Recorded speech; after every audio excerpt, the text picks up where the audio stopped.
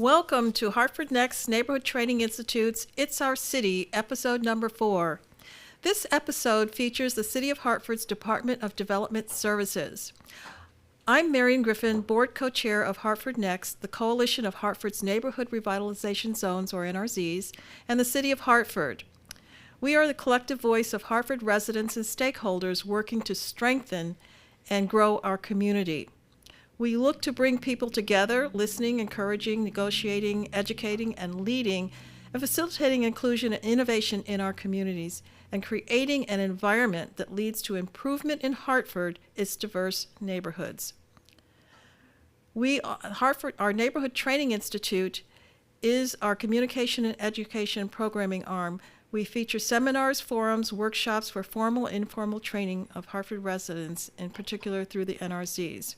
Today, I'm introducing you to our host, Robin Zaleski, Chair of South Downtown NRZ. Robin? Thanks, Marion.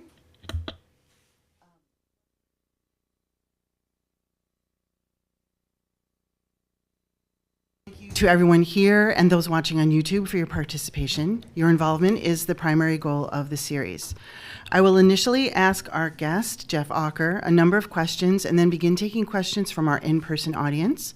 For those watching on YouTube, you can place your questions in the YouTube comments and we'll include those at the appropriate time.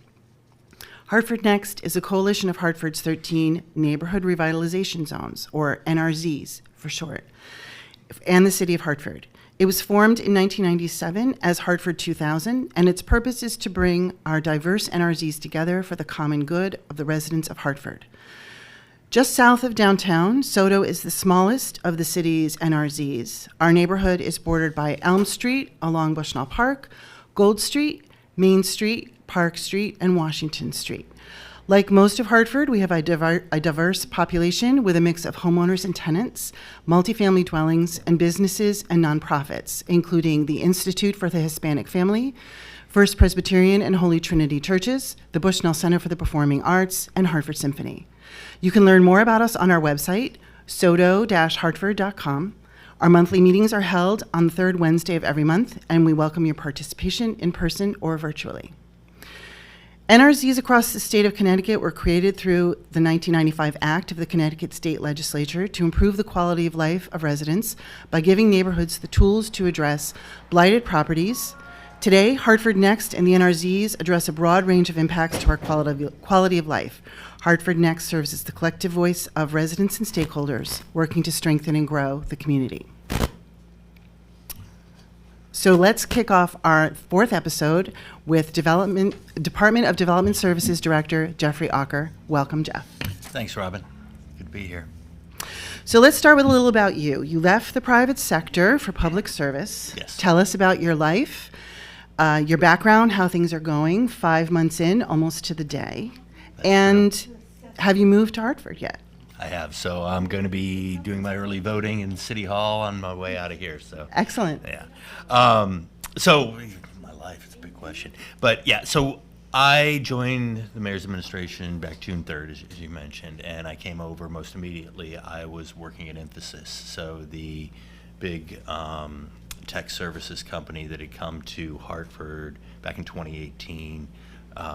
With the mandate to develop a lot of jobs and training for the area. That was the business I oversaw here in Hartford. So I did that for about 6 years, working closely with Mayor Bronin and the state on the incentives and the programs we were putting in place. And I also got pretty deeply involved with Ready CT, the Governor's Workforce Council, several of the other initiatives to bring new skills and new job opportunities, not just to the suburbs of the state, but really focusing on that access and equity issue in the inner cities. So that got my juices flowing around the public service. Prior to that, I've been at PwC for about 8 years in the digital health space, and then I was at the Hartford for a while and a few other insurance companies back in the day. But really excited about this transition and this opportunity to do something different with the training and the experience I've had. Great. And now give us an overview of development services. What departments, services, and commissions does your team manage or support? Great. So we're in the process of simplifying it, to be honest with you. It had become a bit of a catch-all. Development services is known a lot for planning, zoning, licensing, blight, some of the things that really keep the city moving. But we also have all of the economic, small business, workforce, technology and innovation development under us as well. So the best way to think about the department moving forward is really three main divisions. First is economic development, as I was describing. That's going to be focusing on, just bringing in the businesses, making sure that we've got the multi-use, multi-tenant type of development that is so important to the city. The planning and zoning, I have a feeling we're going to be getting into that, but all of those inspectors and the staff roll up to me as well.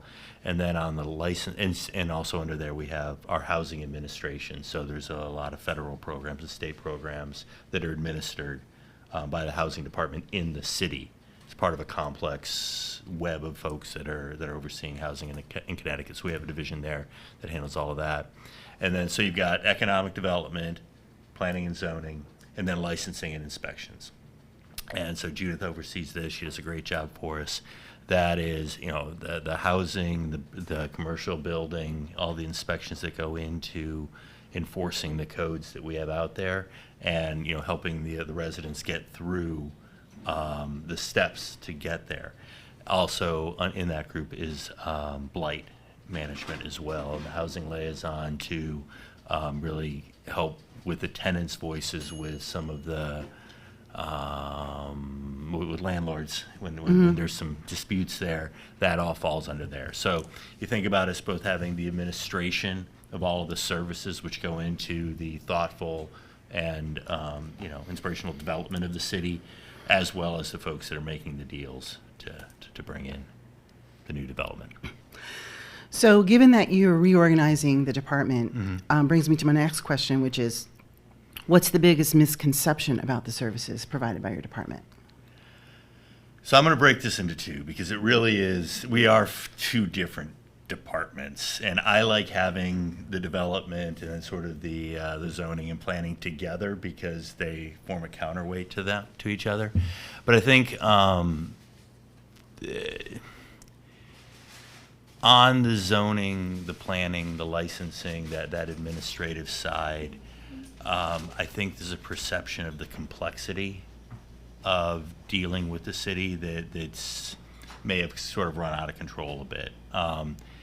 Most of the things we deal with are well-defined, well-run. They go through, we do, I think everybody involved does a great job, and there's a whole network of folks that, if you want to develop in the city and you want to, work with, buildings, there's a bunch of folks overseeing it, including, all the NRZs, which is really important.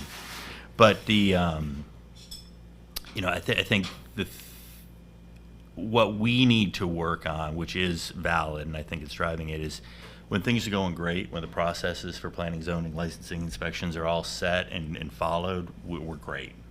But we're all great in our best days. It's that exception handling. If things get out of order, if there's an expected approval that didn't come in on time, that's where we haven't been as good as where we are. But I think that sort of clouded the view of, that it's always complex. No, really, it isn't. But we need to be better at that and better at helping the situations where they are. Well, speaking of getting better at helping out, announced earlier this year was kind of a ancillary office of your office, which is the Office of Small Business. Yes. One of the many complaints about doing business in Hartford was that it took forever to set up a business, to get the licenses you needed, to get building your space inspected. Tell us a little bit about the Office of Small Business. Sure. So that was the best way to give the context here. During the COVID times and after, where there's a lot of money that was made available to the city, and I fully agree with what Mayor Bronin did to help build up and maintain the retail space, because that gives you the walkability, the culture, the character of your neighborhoods. So a lot of money went into the system, and most of these programs, most of the small businesses up running went well. We didn't, I think, do a great job at staffing the folks that would be receiving all the requests when things maybe got a little out of order for all these small businesses that were coming in. So there was a lot that I think we could have done better there, and we're working on doing that. What was the other part of the question? Well, how's it going now that you have someone who's Yeah. Oh, yeah, Don. overseeing that, Don group. Chapman? So here's the situation. So we have sort of our run rate stuff and the things we're doing there. And then we needed somebody who, well beyond just fixing individual situations, right? Like say something does get complicated. Don and his team are focused on understanding what's going on right then, but not just solving the problem and moving on. Take that as an example. How are we going to make the process better moving forward? Where is it we could have improved communication, sped some things up, had two people come out to inspect at the same time since their inspections kind of go together. So there's a bunch of things we can do. So it's not just solve a problem, get rid of it. It's figure out what the issue is. Let's address it for the particular situation, but also let's learn from that and then infuse that back into sort of this next generation of services for small businesses. Because it's not something the city had been doing a lot of previously. So I don't want to make excuses, but it's something we're learning as we go on too. And the balance between getting a small business up and running, so there's kind of three pieces, right? Or at least three. There's the incorporation of the small business and making sure that the business is going to be a going concern. Then those that decided, and we love, if they're converting a property at the same time to something that it wasn't before, especially when you get into restaurants and things that have all the health concerns. Childcare, is complicated, as you can imagine. So now you're starting a business. You're going through the process of renovating a space into something it hasn't been before. Usually, there's not a lot of people that have done both before, right? And then if the city isn't there to have all of the processes right there and ready to go, it becomes pretty complex pretty quick, especially if you discover something in an old historic building that we have to sit back and figure out how to remediate while keeping the character. So I'm giving you examples. Most of them don't go that way, but you can imagine as we step through that, there's a bunch there. And so the one-stop shop for small business, reporting into the mayor's office, working with the DDS team, is really about how do we make that next leap? Where is it that we should be bolstering our services? Who is it that needs them the most? And how are we going to make them work better in the future? And I imagine for the small business owner that comes to that office, it's nice for them to have one person to liaison with versus being shuttled from department head to department head and feeling like no one's guiding them through this process and Hartford's just making it harder. Yeah.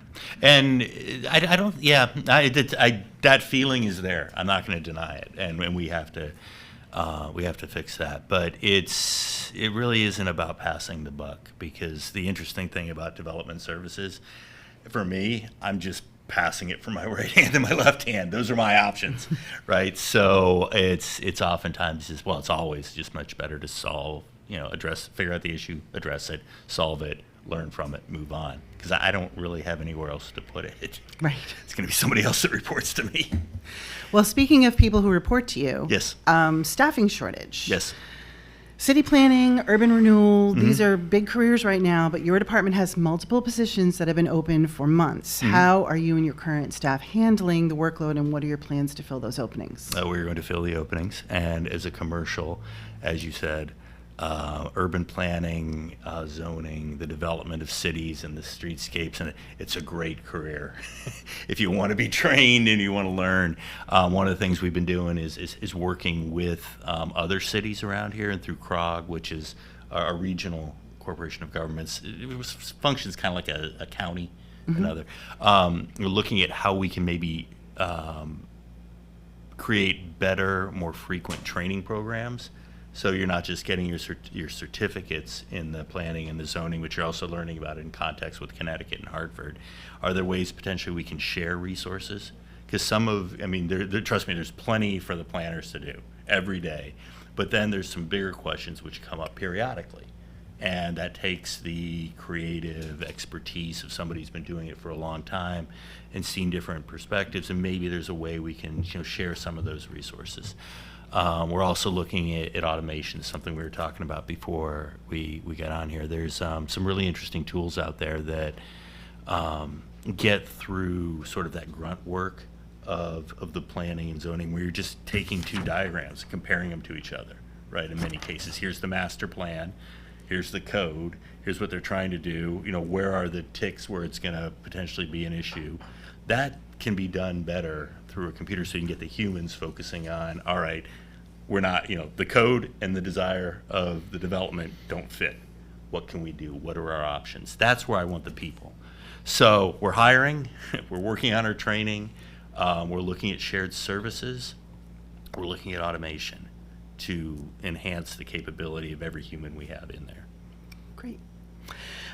So speaking of where do the code and the zoning not fit, another layer that comes into that, especially in a city as old as Hartford, is historic preservation.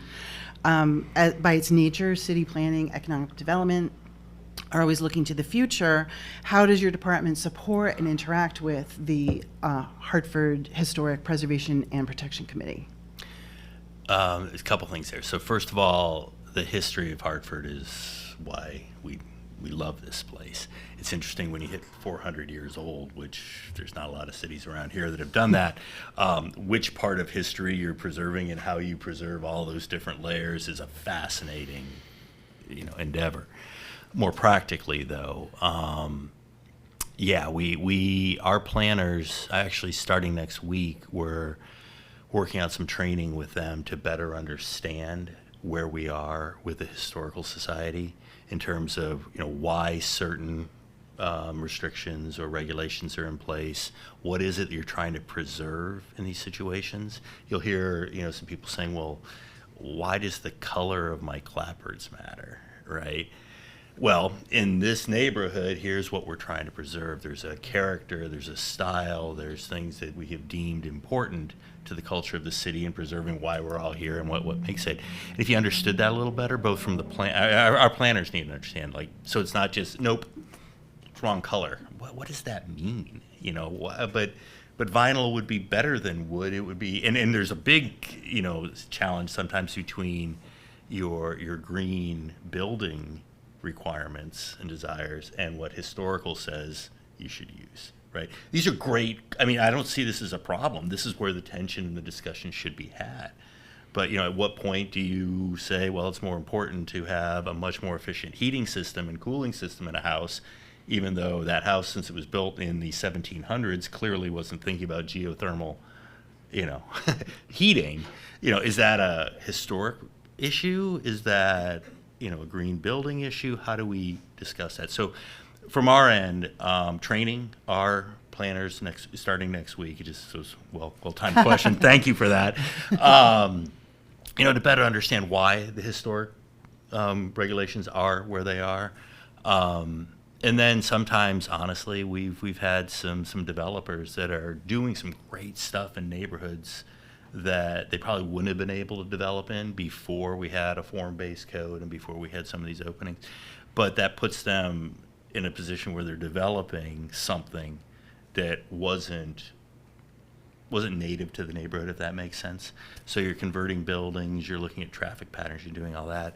So we're just trying to educate each other and really understand, what are those needs going forward? What is it that's truly, what is it, so we all understand what we're trying to preserve in these particular neighborhoods and see where the compromises can come.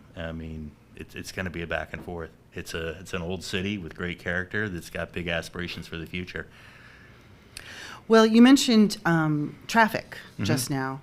It's the post-COVID era. Everyone's working from home. There's major shifts now. People are coming into the city to work, which in turn has affected residential and commercial vacancies, new developments, as well as traffic patterns. These issues touch nearly every department in DDS: planning and zoning, traffic management, new businesses seeing Hartford as a viable city to come to. What are the main economic development goals your department will be focusing on over the next few years? And what types of new businesses or projects can residents expect to see as a result? I know that's a lot of question. Yeah, and there's a lot of answer there, and I don't want to be flip about this in any way. So the mayor announced last week now fairly unprecedented investment in the neighborhoods, patterned on the Heart Lift, infusions of capital into the small businesses on the street fronts, looking at some things around childcare and youth services that all come together. I'm not going to get this quite right yet, but I look at the neighborhoods as kind of why we're doing anything what we're doing downtown, right? I mean, if there was one thing that I could do to help the city through what we do, it would be to lower the mill rate, lower the tax rate. It's too expensive right now for businesses and for the citizens to get the services they need. And similar to how the governor's spoken about it for a while, you can take your same tax base and just raise the taxes on them, but that doesn't work well, and it won't work well here. Or you can get a more reasonable tax base and spread it over more taxpayers. So when we're looking at downtown, we're looking at those massive challenges on massively expensive pieces of real estate and buildings that were put in all, for the right reasons in a different time, right? Where if you weren't building skyscrapers and bringing in big businesses to your downtown in the 70s, 80s, and 90s, you weren't doing your job. Things have changed. So now what do we do with downtown? So there's a lot of questions around the buildings, which can be converted to residence. But it's not as simple as that. You just don't convert everything to residence. You still need things to be living near, right? So you got to think about the programs, the new innovative kind of experiences, businesses, coalitions. We're working on some things around artificial intelligence with, that'll be coming out soon. How do you create that draw that gets people wanting to live, that justifies the conversion of these big buildings, which increases the density where you want the density downtown, so then you can look at Upper Albany, Homestead, the Washington Street, and this is where I get because there's a lot, right? Yeah. But there's these great corridors that we really want to understand. Some of them, we kind of know what we need to do. Pulaski Circle, we were talking about this. Yeah. How to do it, a lot there. What to do, we don't need to hash that out. Now, some of these things like Homestead, right? We have some studies going on there because there's some massive parcels of land that require a lot of work to make them even usable, right? Because of the brownfields areas. So that's where we're being a little more careful and a lot more thoughtful on some studies to understand the traffic patterns, because does that become a main thoroughfare into the city if Albany is blocked? What do you do when the hospitals are changing shifts, which is literally like a city switching an entire population? So we want to understand, because if we're going to put things in there, what does make sense for the neighborhood? So long answer to your question, maybe put a little shorter. Focus on the neighborhoods, get the character, channel what the folks from the neighborhoods really want in those neighborhoods, support that.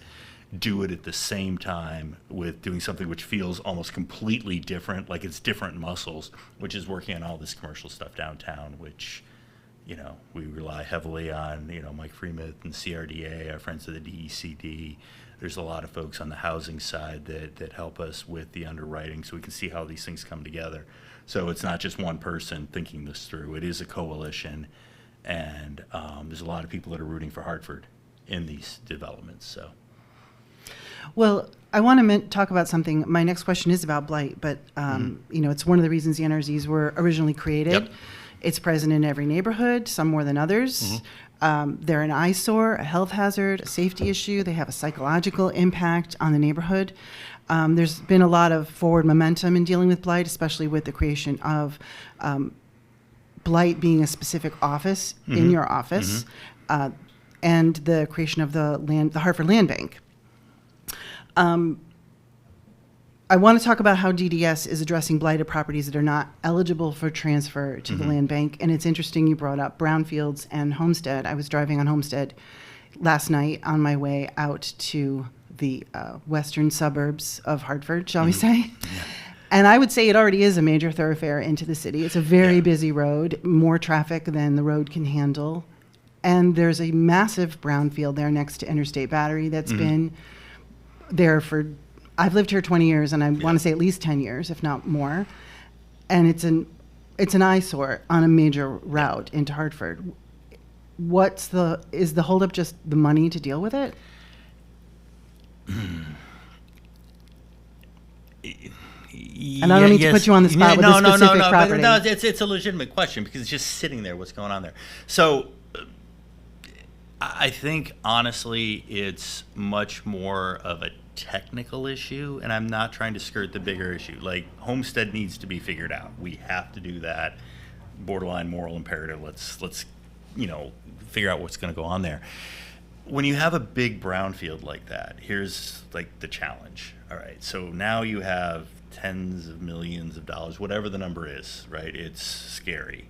Just to go in and take a lot that looks like an empty lot and make it into an empty lot.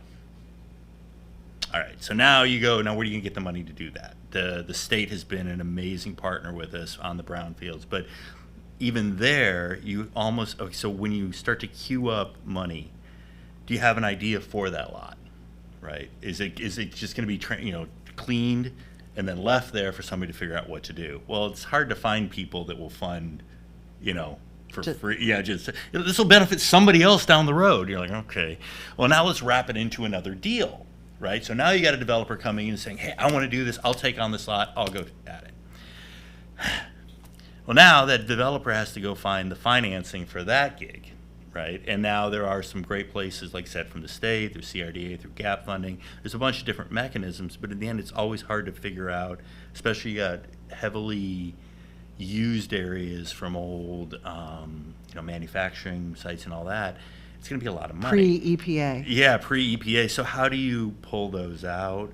And if you're going to do all that, does it make sense to do all of Homestead on brownfields? These are the questions that come up. So it's not like, oh, we don't want to deal with that. It's in an environment where commercial lending for commercial real estate lending is very tight. Interest rates are finally starting to come down. Building costs, for whatever reason, which I've tried to understand, the supply chains, I mean, I would think they should have resolved themselves a while ago. But the fact is, construction's been expensive, money's been hard to find, and those brownfields are a challenge to figure out how you're going to put them together. So there is a dance, and I think we're getting better at it with the folks, especially from the state and the federal government, to show enough of the idea and show enough of the momentum going on around. So it's not like you're going and saying, if you just give us this money, this will transform everything. It's like, here's the plan, here's what we've been working on, here's how it fits. We may not know exactly who's going to take it or what we're going to do, but now people start to lift up from an individual parcel, think about the neighborhood, think about the purpose of, what that could be. That's the dance that you have to do. I wish it was simpler. Well, speaking of non-brownfield properties, there are a lot of parcels in Hartford that something needs to happen with them. They're blighted, they're empty, whether there's a structure on it or not. They're not necessarily eligible at this time to go to the Hartford Land Bank.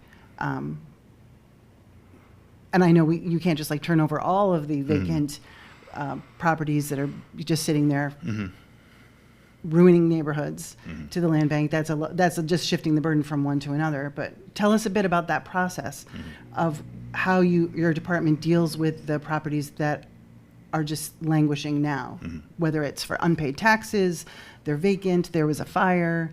Give us a little education on that. I can assure you that our boss is laser focused on this issue. Arunan does not like blight, and for all the reasons you've brought up, it can take any development you've done and just kind of ruin it. On if you got three great properties and then one that's just not there and it's attracting activity and things that don't benefit the neighborhood, it's got to be fixed. The land bank will bring some financial capabilities, and there's a lot going into that, because what that helps with, if we take over a property as a city, we now own it, literally. We have to maintain it, we're liable for it. So there's a bunch that goes into that, and then how much you have on your books impacts your grand list and the taxes paid. So the land bank will help with all of that. and which is, think of those as the enabling capabilities to do this in an ordered fashion. That said, there's some things that just need to be taken over, need to be taken down. Some, frankly, are the way they are due to landlords with bad intent. I mean, I'll be honest with you, those we have to get taken out. So the mayor has directed us. We have, Mike Perez has been leading, the blight team.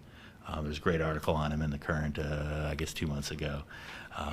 And we're being a lot more aggressive on those properties. As the community, or as the NRZs, sees properties, that may, we're open, we're taking the calls every day. The only balance to that is we can't just take over a property, right? I mean, you can imagine you want the government to help, but you don't want the government to be able to take things over. So there are quite a few legal steps that go into the definition of what is blight. How long, once it's been blighted, how long do they have to resolve it? Because the landlords and the tenants do have their rights, which we have to respect. And in some cases, honestly, there's been some good stories. There's been some really good stories. Not necessarily somebody just fixing something up, but getting the landlord's attention and going, okay, fine, I will sell it to somebody more local that will take more care with it. But working through that process, I think, can be streamlined. But we also want to take care that we're not seen as an entity, as a government, that would just go in and take your property. I mean, it's a hard thing. It should be a hard thing, but it is an incredible, frustrating thing for those of you living in the neighborhoods. So we're going to be more. We're going to continue to be aggressive on that, I can tell you, and I do believe the land bank and those that will enable us to do some things. Well, that's a great example that leads to my next question, which was, how does city politics shape your department's priorities and the speed at which you can move forward with projects? Are there particular challenges or opportunities that arise from this dynamic? Yeah. And for those joining us online, I apologize for the noise backstage. As you can see, we are in a coffee shop right here in the SODO neighborhood Cafe More on Main Street. So come on down with your questions and get a cup of coffee. Yeah, it's good coffee. Sorry, so how does city politics shape your department? Yeah. And challenges and opportunities. Yeah, look, I don't want to be naive. And I'm going to go beyond that, not just with city politics, but you mentioned earlier CROG and CRDA. Yeah. I mean, look, on one level, it's the water you breathe, the water you're swimming in, the air you breathe. I mean, I work for an elected official, and we have an administration, we have a government to run. We do that in conjunction with other elected officials.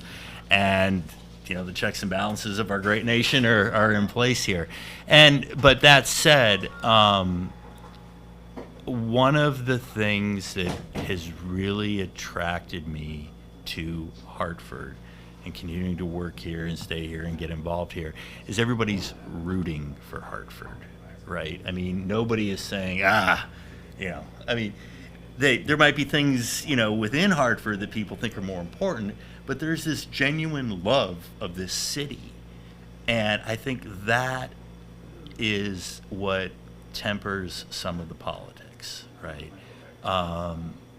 The politics I've seen have been more around how and maybe a little bit of when. Like, does this go before that? Money is involved. Money comes from the state, so there are people that have fiduciary responsibility at different levels to give it. And so we have to think hard about what we're asking for, where it fits into other folks' priorities, because we are part of a regional government structure. We're part of a state. There's a bunch of different capital region groups forming to support everything from workforce development to housing to things like that. So we have to fit in, we have to understand. But I would say it's been a net positive, and I hope I'm not sounding naive here. The support from the state, the support from our legislative contingent here, and the government has been really strong. And I hope that's a sign that we're all kind of going in the right direction and we're agreeing on it. But that part does feel good. Okay. We spoke earlier when you were answering one of the earlier questions about development downtown. It's been the star for much of Hartford's recent development. but what are the current and future initiatives to bring substantial economic development to our neighborhoods? So let's see where to go here. A lot, and I think so you've got quite a few different programs that are targeting Upper Albany, Homestead, that area, which needs work. There's some big things going on around Washington Street around here, as we all know. That one's going to be that's going to take all of us figuring that one out. You have one of the most historic areas in the city, multiple times over. The history of that area and what it's been and not been and become and how it's adapted. But that's the hospital is an incredibly important part of the city on so many levels. So we need to figure that out. So that'll be taken care of. You mentioned since we're south of downtown here, the Bushnell Park, the south of Bushnell area, and I'm talking downtown here, and I know you're talking neighborhoods. But the support for the small businesses, the support for the folks that are trying to buy houses, not just rent, part of that fund that's going into the neighborhoods is really around home ownership. It's a start. That one's a hard one. But we have to show that it's something we care about and it's something we want to move toward. And then the child care piece, I think, can't be understated. If you're trying to start a small business and you've got a child, it's tough right now. I mean, one of the post-COVID issues is that the cost of child care is so out of whack with what people are making, and we want to push those programs too, so people's children are taken care of, and while they make the money there. So I think now that we've got the fund in place, the next step is to really look at start to work on the priorities, and this is where NEXT, overseeing all the different NRZs, bringing them together and the voices. I think I'm not trying to dodge the question. There's a lot of them in my head right now. But we've been talking quite a bit down here around Zion Street and that area that can use some attention. There's some parts as you get down toward the Weathersfield side. There's a lot of work going into the connecting the neighborhoods, especially through trails, the Heartline program that's been looking at how we could repurpose some of the natural connections and between the neighborhoods. We've got some trails going in that will again create some egress where there you'd had some blocks before. So just opening that up. But really it's going to be, I think the next stage is we've secured the funds, we've secured some resources to do it.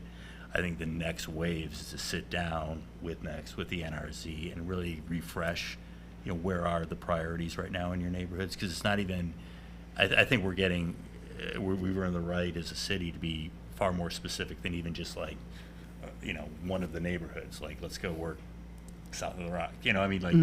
It's let's get down to this corner, this area, or and that's what we need to get to, and just start. I don't know if you're gonna have any massive home runs. Like, we're not really swinging for the fences right now. We're trying to get, the things in place that make the neighborhoods livable, right? I mean, you can have a great neighborhood, but you have one bad intersection, and you're either not being able to get to it, get out of it, you don't feel safe. So there's a lot of pieces there, and I think I'm just describing the problem, and that's probably what you get when you've got a guy 6 months into something. I'm very well aware of that, but it does feel good to have the support, both from a resource standpoint as well as politically, and and from the so far from the neighborhoods. We hope to maintain that and keep that momentum going. Well, I'll say from a resource perspective, and as a chair of an NRZ, I will say we do appreciate that in a program predating your tenure, in addition to having our assigned representatives from various other branches of city government, we each have our own community service officer who comes to our meetings, usually with a police sergeant and maybe lieutenant in tow, to tell us about what crimes have occurred in our district recently, answer questions from residents about specific crimes that they may know about. We have our own assigned fire department representative. We have our assigned community engagement representative, and probably starting about 5 or 6 years ago, an assigned DDS representative who comes to our meetings, tells us what's going on with DDS, what zoning applications have been made in our specific neighborhood, and answer our questions and field our inquiries about changes we want to see in our specific neighborhood. So on behalf of my fellow NRZ leaders, we're very grateful that DDS has taken an active role in participating at the neighborhood level in terms of being there, providing information, being a place for us to ask questions and get information and feel like we have a voice, a bit of a voice. That's great to hear. That works for us at the, those who participate actively in the NRZ meetings, board members and very active residents. But I think for the average resident, we still struggle as an organization. There are many people who live here who don't even know that they have a neighborhood revitalization zone, which is a strange name. We won't get into the branding of ourselves, but we effectively operate like a neighborhood association. We're the voice of our neighbors to city government. Piggybacking on that, and to what you just mentioned about what's going on in the neighborhoods, the Hartford City Plan was adopted in 2020 to be implemented in the 15 years to follow up to 2035. And we've been working in SODO with our representative from your office, Owen Deutsch, and some members of FHI Group to develop a neighborhood plan. Each neighborhood is going to be developing a neighborhood plan, which is not the same as our individual NRZ strategic plans, which the state government requires us to have and update regularly. These are, what involvement does your office have relative to implementation of these plans? I know a few neighborhoods have already completed theirs. We're in the midst of doing ours now. But how will your office actively then help execute those plans? Yeah, so that's the ongoing discussion. So thank you for that that prelude in where our folks are meeting with the neighborhood folks and talking, street by street, zoning change by zoning change, application by application. That's where a lot of this will get taken care of. One of the challenges of planning and zoning is you can come up with a vision of where you want to go. The real challenge is how to get from here to there, right? Because some of these plans you see, somebody looks at and goes, that looks great. But my house was right there. I don't see my house in this plan anymore. And you're like, right? So you need to be very thoughtful about the plans and love the fact that they're coming from the neighborhoods, the folks that are living, working, raising families and generations there. That's absolutely critical. Where I think the city comes in my department, is like, all right, here's where you want to go. Here are the opportunities we have in front of us. Right. So when we have a discussion about, well, here's an application around, for a zoning change in your area, what does that mean? Well, let's sit back, let's look at the plans you're trying to put together versus what, they're asking for, and how can we make sure that it's implemented in a way that either supports the resident, small business, or whatever, but it's also at least consistent with, if not a step forward in that broader zoning plan you want. And then it's, like what's available. Like we'd love to get a hold of that property, but there's private deals going on. You got to work through all of that. So in terms of, that's sort of is y'all come up with the plans and we work together with you on what implementation looks like, reconciling those plans with other master plans, be it for, corridors or, there's all sorts of people that have different perspectives on there. We're the place where you sit down and we're going to figure out, all right, here are the different uses for these rich neighborhoods. Here are the ways that folks want to provide services and start businesses and create jobs. How do we do this? And it's never going to be, well, you won this one or you get that. You want to make sure that the end result doesn't look like some kludge, some compromise that makes nobody happy. But in the end, like, for the residents of the neighborhood, for the residents of the areas, is this a place you still, you want to be proud of? Is it going to get you what you need to raise your family? Are you going to have the services and the jobs and the, everything you need? So again, kind of a long-winded way of, we got to sit down and talk, and this is where the trust and the fact that we're getting out and talking to each other, and I love the fact that, you're saying, that our folks in your meetings are helpful. Hopefully, talks like this and discussions like this, are helpful as well. But it's not going to be easy. And there's that balance between that overall plan and then, well, here's what the plan means for my corner, right? And that's a legitimate issue. If, in fact, for the people on that corner, it's probably no bigger issue in their lives at the time. So we'll keep having the conversations, I guess is the best way to put it. Well, I have only one more question for Sure. you. And I invite those who are watching on YouTube, if you have a question, now's your chance to pop it into the chat so that we can ask Jeff. Well, we have some folks here who joined us at Cafe Amore, and I'm wondering if any of them have any questions for Jeff. We have a microphone. Kristen?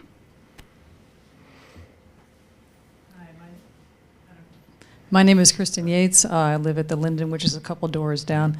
One question I have is, and I don't hear too much talk about, is what does the city plan to do about the excess stormwater that we're getting? And I don't know if you are the right person to ask, so I apologize if I'm not talking to the right person. But I know, for example, you said this is an old city, as we Yeah. say. The infrastructure's old. I know, if I hear correctly, the last time the drainage for my own building was addressed was in 1940. So when we get these huge rains, what we have is not keeping up with it. And I just read a story about the Bushnell South. They're talking about a big new drainage pipe for that, which is all great. But what about the rest of the city? And it's not just downtown, obviously, that's confronting this issue. Is that something your department is concerned with? Concerned with, yes. Involved with, as a contributor, absolutely. Not moving, but it's an MDC decision. In the end, they own those pipes. But that said, the discussions are highly technical right now. A lot of it has to do with, as MDC puts in the main pipes to handle the stormwater and all the runoff, how does that then connect into the individual properties and who's responsible? So we're working through that. I wish I had a great answer for you on that. I can tell you it's at the top of a lot of discussion lists, but I think it's between, we can help with the zoning, the planning, the licensing of different compromise solutions to get people access to the main lines, and we're deeply involved in those discussions, and we're hoping we can get these addressed section by section, but this area right here, obviously there's a big pool of water that comes under the park in the area that we need to figure out with MDC. Is it a matter of kind of negotiating with the MDC about what they're willing to do? I wouldn't go that far. It's not willing, it's can, given resources, restrictions, physics. But yeah, there's some of that, and who owns what. But I've felt the conversations have been, all kind of rowing in the same direction. But it's one of those more logistical issues than I think an intent issue. If that's helpful. Right. It's one that I think that is escalating more rapidly than we have the ability to deal with, perhaps. And I That's just fair. That's fair. I wish there was more talk about it. I wish the city was maybe more upfront with what it plans to do or what it can do. So that's just my thoughts. It's a fair ask. Okay. It's a fair ask. We have another question behind you, Kim. I just spoke. I'm Michael, and I live right down the street. Yes. My question is more specifically about particular blighted properties. Is that okay? Yeah. St. Peter's Church, is that, what's going on with that? That one I'd have to get back to you on. Seriously, I'll give you my card and let me go. I'd have to. Okay. Because, there's a few. That's things been that- a long standing. Yeah. Also, the building at the beginning of Charter Oak Place, the apartment building that had a fire several years ago, that's Yeah. kind of boarded up.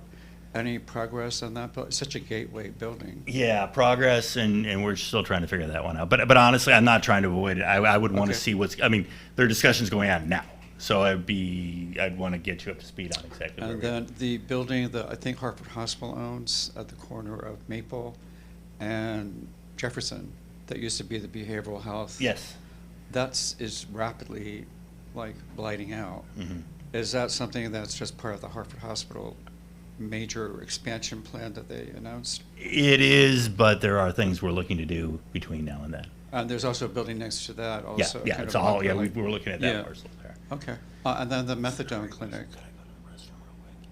What's that? is that also being held up with the new one that's going to be constructed behind the courthouse near Washington?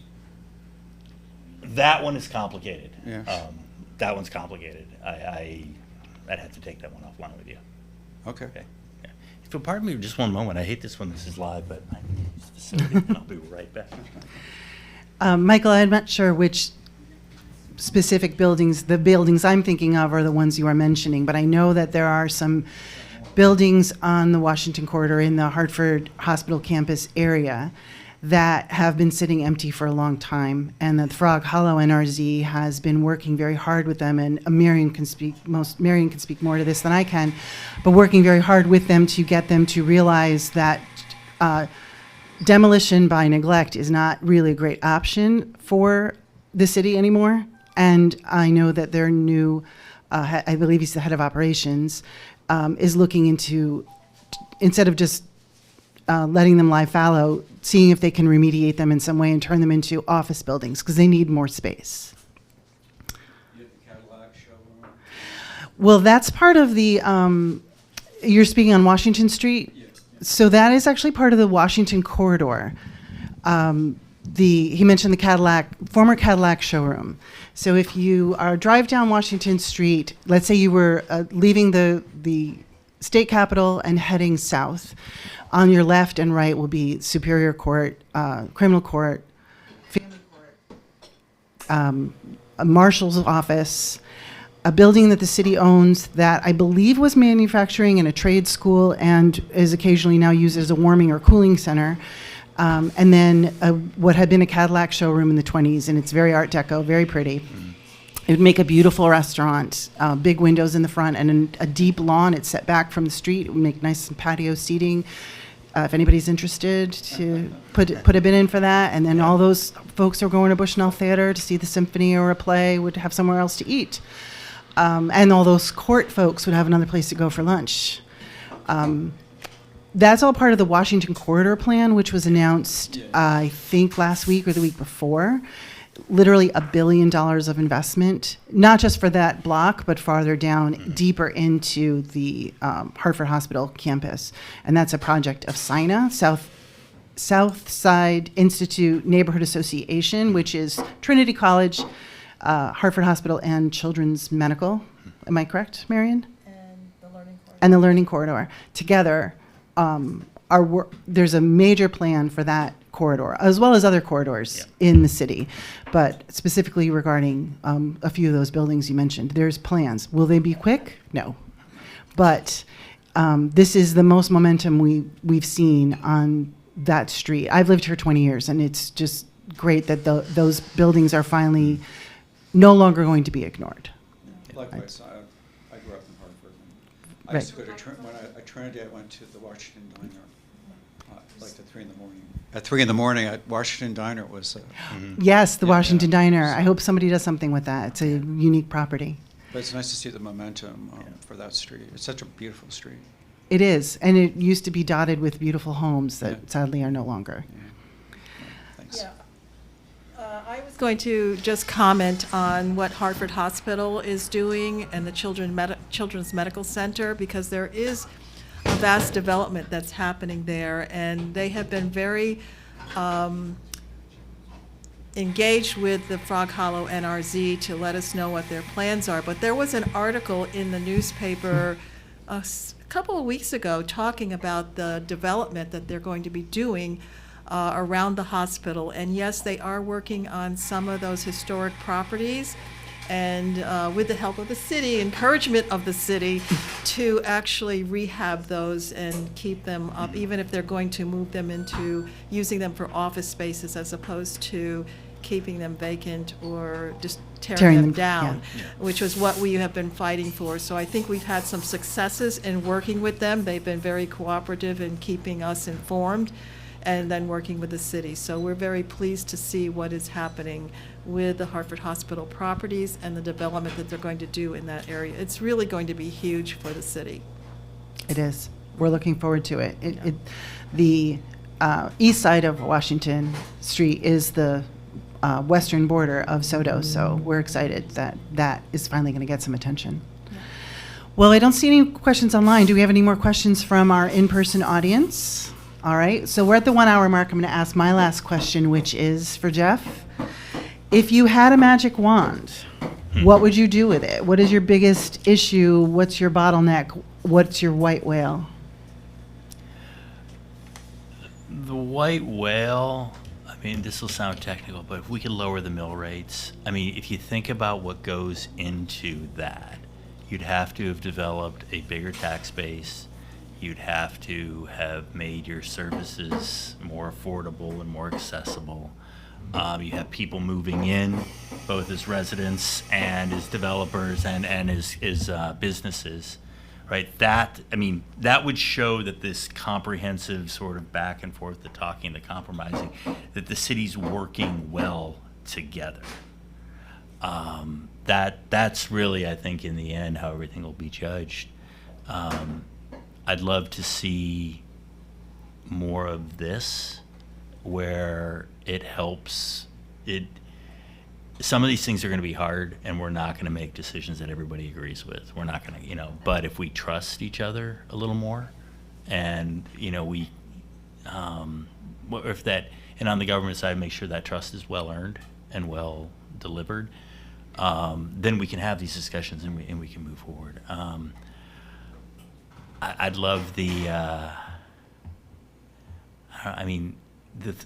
some of these streets we're talking about, if you can imagine, like if Washington Street were to be renovated, if we get that Bushnell South stuff right, and I think that's some of the slowness is making sure we do get some of the right developers in, to be perfectly honest with you. We want to make sure that the partnerships are there, that they weren't marriages of convenience, as they sometimes are, but these are folks, and we do have a stable of contractors and developers and real estate folks that have done some very good work here in the city, working very closely with us. So we're really feeling good about, some of the folks that we got going there.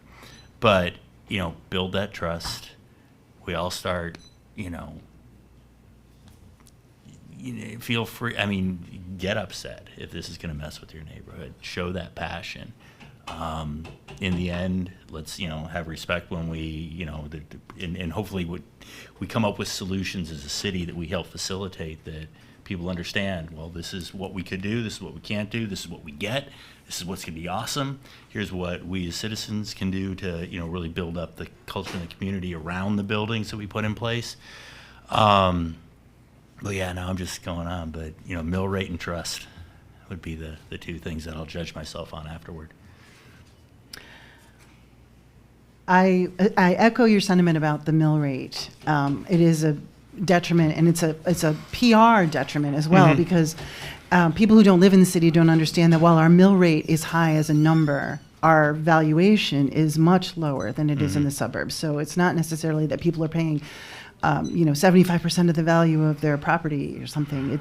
But on paper, it doesn't look good. And I know there's a whole mathematical reason and schematic behind it, but I really hope that we can lower it and also change how we calculate it, so that we can get rid of that perception. Because I think there may be potential homeowners and property business owners who look at that and say no. Yeah. They just look at the mill rate. They don't look at how it's calculated. But hand in hand with the mill rate are also pilot. Yes. Pilot taxes. We have a huge amount, as a state capital, we have a huge amount of non-taxable property that's state-owned. Especially in our neighborhood in SODO, in the area of Bushnell South, it's literally, we are the smallest NRZ geographically, but almost 50%. I double checked on the zoning map. Almost 50% of the property in SODO is state-owned. Now, some of it recently transferred hands to Spinnaker and some other entities to be developed into multi-use properties, mostly apartments, but also some retail and business offices. But I think the state needs to pay some more taxes to us. They own a lot of property. They're not contributing enough to support. And I know that there's city-state partnerships, and we do get extra funds from them. You're walking me into one of these political questions. Most favored You're going to get me nations. somehow. But we don't want them to move out. They're a big employer, but somewhere in there is the balance of a fair share. Yeah, and this is where everything kind of has to rise together. We are the capital city. We are doubling down on becoming a college town.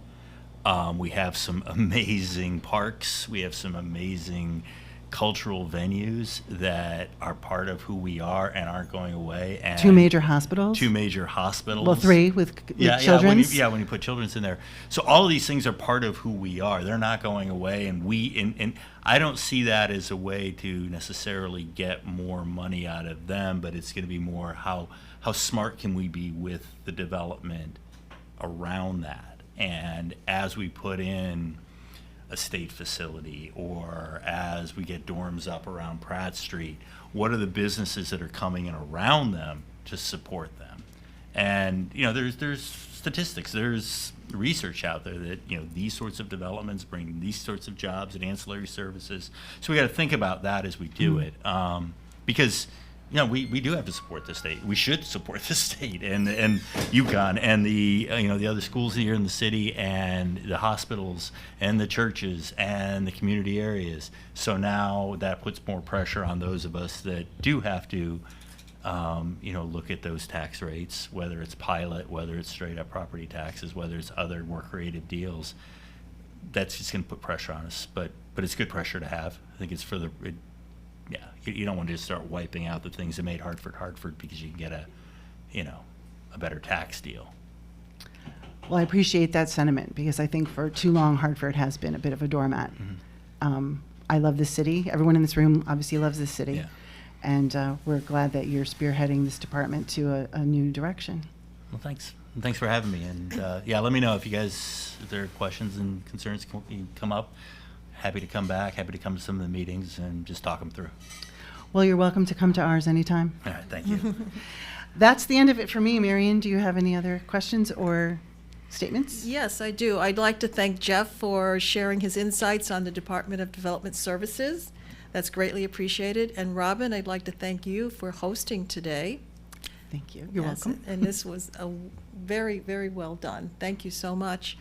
And I'd like to also thank all of you who have participated both in person and online for this discussion. I hope you learned something today. I certainly did, in having worked with individuals with the Department of Development Services over the years. I still something always to learn. And I'd like to thank Cafe Amore for allowing us to use these facilities to host this event. Please do stop by at any time and see the goodies that they have here. We're going to indulge afterwards. And they're at 398? Yeah, 398 Main Street, almost across from the federal building here, the courthouse. 389, actually. 389. Yeah. 389? Okay. Yeah. All right. So our next event is going to be on November 16th, and I invite you all to join us. We are featuring the Department of Families, Children, and Youth, as well as the Department of Sports and Recreation. This event, episode number 5, will be hosted by Hyacinth Yenny from the Maple Avenue Revitalization Group, and it will be held at the Maple Avenue Senior Center. So do look forward to more information on the November 16th episode. If you're not a member of your NRZ and are interested in joining in to help improve the quality of life and engage with your fellow residents, you can look at Hartford NEXT website find your NRZ, and you can find the information for your NRZ. So that's hartfordnext.org, find your NRZ interactive. And if you'd like to join the Hartford Next mailing list, you can do so on our website as well by looking for the Contact Us section and sign up, and you will be added to our mailing list. So that concludes our event today. We thank you for joining us, and join us next time.